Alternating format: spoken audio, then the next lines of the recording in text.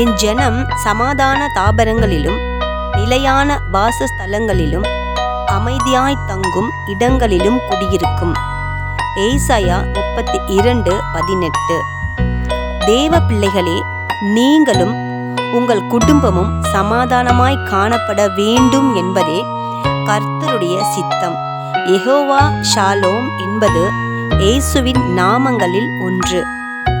அவர் உங்களுக்கு சமாதானத்தையும் முழுமையான நல்வாழ்வையும் தர விரும்புகிறார். வேத வாசிப்பும் தியானமும் உங்கள் வீடுகளில் காணட்டும்.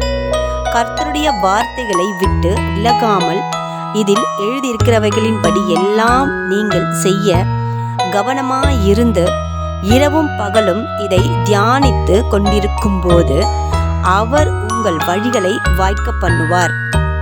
நீங்கள் இயேசுவையும் அவருடைய வார்த்தைகளையும் நேசிக்கும் போது அவருடைய சமாதானம் உங்கள் உள்ளங்களையும் இல்லங்களையும் நிரப்பும்.